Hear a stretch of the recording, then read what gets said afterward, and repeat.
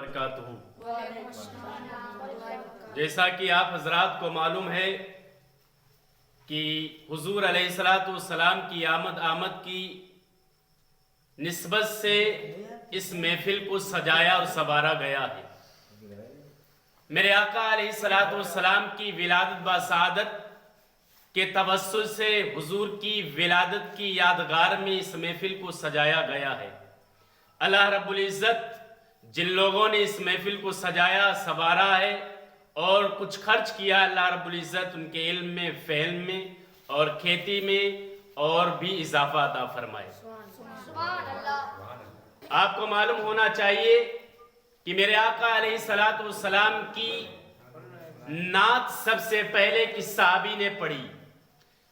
اکثر کر یہ ہوتا ہے کہ جب کسی خطیب کو،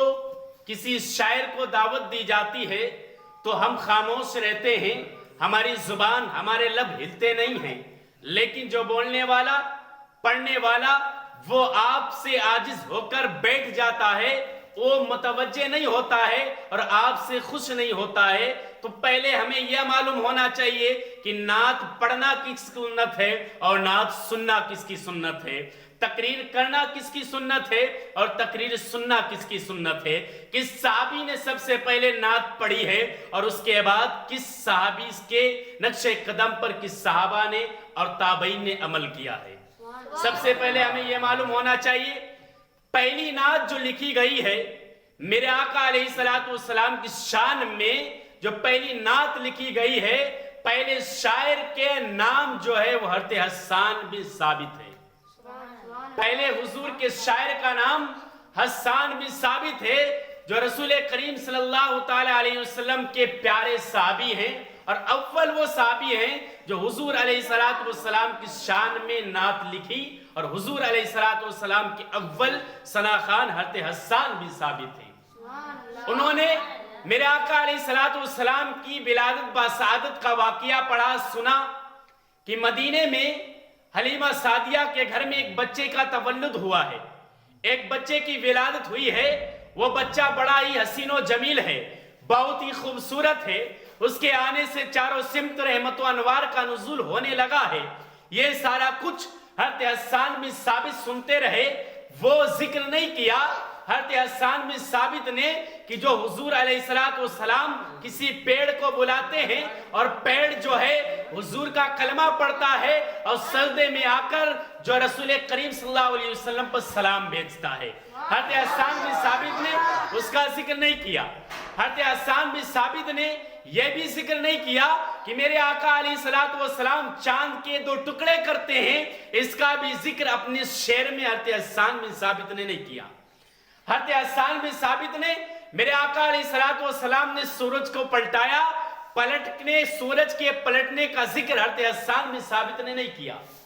حضرت حسان بن ثابت نے یہ بھی ذکر نہیں کیا کہ ابو جہل رسول کریم صلی اللہ علیہ وسلم کی بارگاہ میں آتا ہے اور کہتا ہے اے اللہ کے نبی، اگر آپ نبی ہو تو یہ بتاؤ میری مٹھی میں کیا ہے، لیکن وہ مٹھی میں جو چیز ہوتی ہے وہ کنکڑ کلمہ پڑھتا ہے، اس کا ذکر حضرت حسان بن ثابت نے نہیں کیا۔ حضرت حسان بن ثابت نے جو ذکر کیا ہے وہی ذکر کیا جو بچپن میں سن رکھا تھا، اور سن کیا رکھا تھا اپنے شعر میں بیان کرنے لگے اور کہنے لگے وَأَحْسَنُ مِنْكَ لَمْ تَرَقَتْ وَيْنِ وَأَجْمَلُ مِنْكَ لَمْ تَلَدِ النِّسَاءِ خُلِقْتَ مُبَرَّأً مِنْ كُلِّ عَيْبٍ كَأَنَّكَ قَدْ خُلِقْتَ كَمَا تَشَاءُ۔ حضرت حسان بن ثابت نے فرمایا وَأَحْسَنُ مِنْكَ لَمْ تَرَقَتْ وَيْنِ، یا رسول اللہ آپ جیسا حسین و جمیل میری آنکھ نے دیکھا ہی نہیں ہے، میری آنکھ نے دیکھا نہیں ہے۔ اس کے بعد پھر کہتے ہیں وَأَحْسَنُ مِنْكَ لَمْ تَرَقَتْ وَيْنِ وَأَجْمَلُ مِنْكَ لَمْ تَلَدِ النِّسَاءِ، یا رسول اللہ آپ جیسا خوبصورت،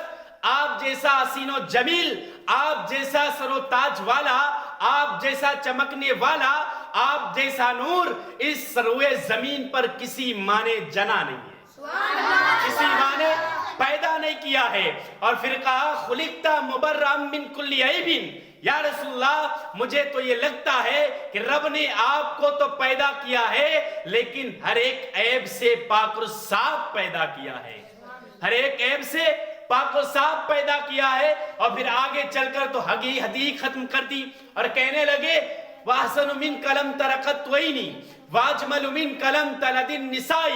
خُلِقْتَ مُبَرًّا مِنْ كُلِّ عَيْبٍ كَأَنَّكَ قَدْ خُلِقْتَ كَمَا تَشَاءُ۔ یا رسول اللہ مجھے تو یہ لگتا ہے آپ نے جیسا چاہا ویسا آپ کے رب نے آپ کو پیدا کیا۔ آپ لوگ بولیں سبحان اللہ،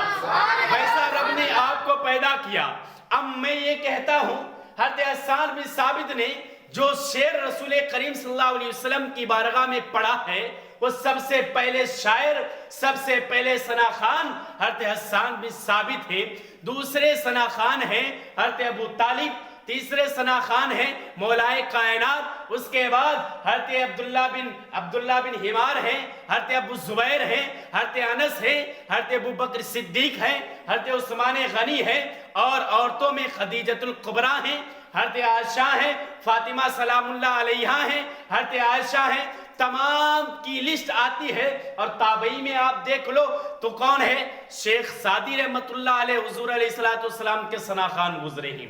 علامہ شرف الدین بوصیری رحمت اللہ علیہ حضور علیہ السلام کے ثنا خان گزرے ہیں۔ اب اس نئے دور میں، جدید دور میں بھی آپ دیکھ لو، علامہ اقبال جیسے شاعر گزرے ہیں، علامہ ادیب جیسے شاعر گزرے ہیں، اور بے شمار رسول علیہ السلام کی ثنا خوانی کرنے والے بے شمار شاعر پیدا ہوئے۔ اب میں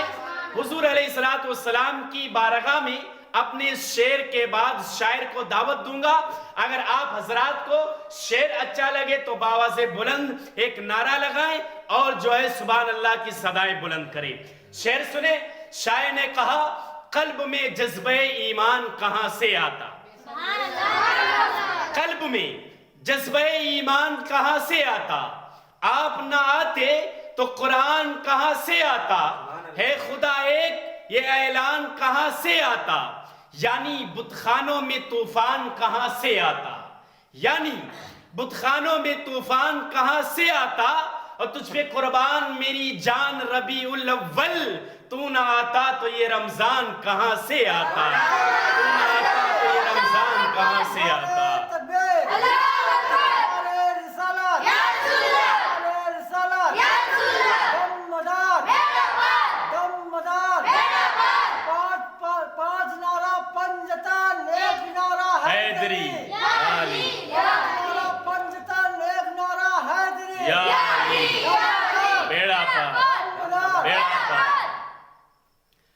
کیا کہا؟ قلب میں جذبہ ایمان کہاں سے آتا، آپ نہ آتے تو قرآن کہاں سے آتا، ہے خدا ایک یہ اعلان کہاں سے آتا، یعنی بتخانوں میں طوفان کہاں سے آتا، اور تجھ پہ قربان میری جان ربیع الاول، تو نہ آتا تو یہ رمضان کہاں سے آتا، تو نہ آتا تو یہ رمضان کہاں سے آتا۔ آپ لوگوں کو یہ بھی معلوم ہے کہ رمضان آیا ہے میرے آقا علیہ السلام کے آنے کے بعد، رمضان آیا ہے حضور کی ولادت کے بعد، محرم کا مہینہ آیا ہے میرے آقا کے آنے کے بعد، ربیع الاول کا مہینہ آیا ہے میرے آقا کے آنے کے بعد، ربیع الثانی کا مہینہ آیا ہے میرے آقا کے آنے کے بعد، ربیع الاول کا مہینہ آیا میرے آقا کے آنے کے بعد، جمادی الثانی، جمادی الاخر، رجب آیا ہے میرے آقا کے آنے کے بعد، شعبان آیا ہے میرے آقا کے آنے کے بعد۔ یہ سارا کچھ جو ہے میرے آقا کے آنے کے بعد ہوا ہے، اور یہیں تک نہیں بلکہ آدم بھی آئے میرے آقا کے آنے کے بعد، موسیٰ بھی آئے میرے آقا کے آنے کے بعد، عیسیٰ بھی آئے میرے آقا کے آنے کے بعد، ہارون بھی آئے میرے آقا کے آنے کے بعد، عیسیٰ بھی آئے میرے آقا کے آنے کے بعد، یحییٰ بھی آئے میرے آقا کے آنے کے بعد، شیس بھی آئے میرے آقا کے آنے کے بعد، صالح بھی آئے میرے آقا کے آنے کے بعد، کنان بھی آئے میرے آقا کے آنے کے بعد، سمون بھی آئے میرے آقا کے آنے کے بعد، موسیٰ بھی آئے میرے آقا کے آنے کے بعد، ہارون بھی آئے میرے آقا کے آنے کے بعد، اسحاق بھی آئے میرے آقا کے آنے کے بعد، ابراہیم بھی آئے میرے آقا کے آنے کے بعد، اسماعیل بھی آئے میرے آقا کے آنے کے بعد، اور یہی تک نہیں عدنان بھی آئے میرے آقا کے آنے کے بعد، ہاشم بھی آئے میرے آقا کے آنے کے بعد، لوئی بھی آئے میرے آقا کے آنے کے بعد غالب بھی آئے، میرے آقا کے آنے کے بعد فار بھی آئے، میرے آقا کے آنے کے بعد غالب بھی آئے، میرے آقا کے آنے کے بعد عدنان بھی آئے، میرے آقا کے آنے کے بعد فار بھی آئے، میرے آقا کے آنے کے بعد لوئی بھی آئے، قاب بھی آئے، مالک بھی آئے، سارا کچھ، اور یہاں تک نہیں، حضرت ابو طالب بھی آئے میرے آقا کے آنے کے بعد، ابو مطلب بھی آئے میرے آقا کے آنے کے بعد، اور حضور علیہ السلام کے والد محترم حضرت عبداللہ بھی آئے میرے آقا کے آنے کے بعد۔ اب آپ کو یہ معلوم ہونا چاہیے آقا آئے تو ہم سب کو کیا ملا؟ میرے آقا آئے تو ابراہیم کو عظمت مل گئی، میرے آقا آئے تو ابراہیم کو عظمت ملی، میرے آقا آئے آدم کو عظمت ملی، میرے آقا آئے اسحاق کو عظمت ملی، میرے آقا آئے موسیٰ کو عظمت ملی، میرے آقا آئے ابراہیم کو عظمت ملی، میرے آقا آئے صالح کو عظمت ملی، میرے آقا آئے ابراہیم کو عظمت ملی، میرے آقا آئے یحییٰ کو عظمت ملی، میرے آقا آئے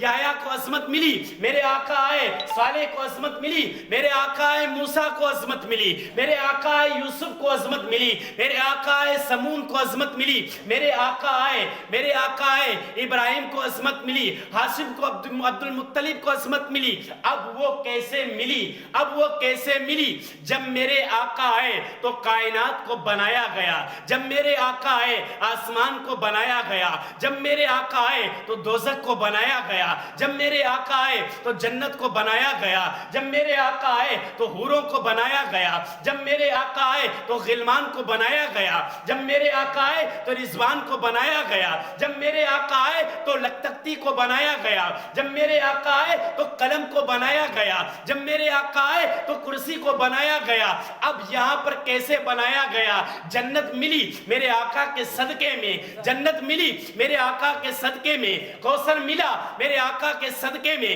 سلسبیل ملا میرے آقا کے صدقے میں، حوریں ملی میرے آقا کے صدقے میں، لو کو بنایا گیا میرے آقا کے صدقے میں، تخت کو بنایا گیا میرے آقا کے صدقے میں، کرسی کو بنایا گیا میرے آقا کے صدقے میں، زمین کو بنایا گیا میرے آقا کے صدقے میں، آسمان کو بنایا گیا میرے آقا کے صدقے میں، مکہ کو عظمت ملی میرے آقا کے آنے کے بعد، ابراہیم کو عظمت ملی میرے آقا کے آنے کے بعد، کعبے کو عظمت ملی میرے آقا کے آنے کے بعد، مدینے کو عظمت ملی میرے آقا کے آنے کے بعد، مکہ میں ممتاز شہر کہلایا میرے آقا کے آنے کے بعد۔ اب مجھے یہی تک نہیں بلکہ ہم کو ٹوپی ملی آقا کے آنے کے بعد، مسجد ملی مجھے آقا کے آنے کے بعد، تراویح ملی مجھے آقا کے آنے کے بعد، روزے ملے مجھے آقا کے آنے کے بعد، اذان ملی آقا کے آنے کے بعد، روزے ملے آقا کے آنے کے بعد، قاعدہ ملا آقا کے آنے کے بعد، سلیقہ ملا آقا کے آنے کے بعد، شعور ملا آقا کے آنے کے بعد، ہمیں حسن ملا آقا کے آنے کے بعد۔ یہ سارا کچھ جو ملا ہے ہمیں وہ آقا کے صدقے میں ملا ہے، آقا کے توسل سے ملا ہے، آقا کے صدقے میں ملا ہے، آقا کے ذریعے ملا ہے، جس کے ذریعے میں، جس آقا کے ذریعے میں ہمیں یہ سب کچھ مل گیا ہے۔ ہم نے اس آقا کے لیے کیا کیا ہے؟ آقا نے تو ہمیں سارا کچھ دیا ہے، طائف میں پتھر کھائے لیکن رسول نے ہمارے لیے دعائیں کی ہیں، مکے میں پتھر کھائے رسول نے ہمارے لیے دعائیں کی ہیں، یہاں تک جب وہ موت کا فرشتہ اسرائیل آتا ہے میرے آقا علیہ السلام سوال کرتے ہیں، اے اسرائیل فرشتے یہ بتا جب میرے گنہگار امت کی تو روح قبض کرتا ہے تو اسے کتنی تکلیف ہوتی ہے؟ وہ فرشتہ کہتا ہے اے اللہ کے نبی، اے خاتم الانبیاء، اے نبیوں کے سردار، اے نبیوں کے مختار، اے کائنات کے غمخوار، میں آپ کو بتاتا ہوں، میں کسی کو بتاتا نہیں ہوں، میں کسی سے اجازت نہیں لیتا، میں کسی سے پوچھتا نہیں ہوں۔ وہ فرشتہ کہتا ہے اے میرے آقا، اے میرے آقا، اے میرے رسول، اے میرے نبی، آپ پوچھتے ہو تو میں آپ کو بتاتا ہوں۔ پوچھا وہ کیا طریقہ ہے؟ میرے آقا علیہ السلام سے وہ موت کا فرشتہ کہتا ہے اے اللہ کے نبی، جو گنہگار آپ کا امتی ہوتا ہے اس کی روح ایسے قبض کی جاتی ہے جیسے ایک خوردار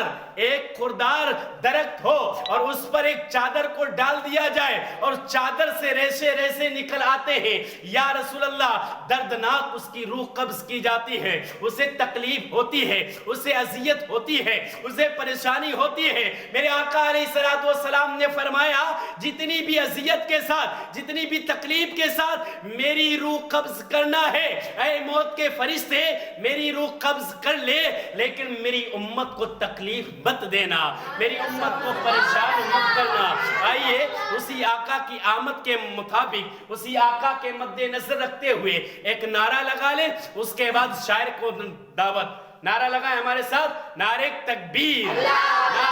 رسالہ، نعرہ رسالہ، نعرہ حیدری، نعرہ حیدری، دمدار دمدار دمدار، سرکار کی آمد، آقا کی آمد، مکی کی آمد، مدنی کی آمد، جعفر کی آمد، قاسم کی آمد، آقا کی آمد، صالح کی آمد، سچے کی آمد، صادق کی آمد، پرنور کی آمد، سرور کی آمد، مولا کی آمد، آقا کی آمد، صدیق کی آمد، احمد کی آمد، قاسم کی آمد، حاشر کی آمد، یاسر کی آمد، طہا کی آمد، یاسی کی آمد، پرنور کی آمد۔ ذرا زور سے بولو، لب چوم کے بولو،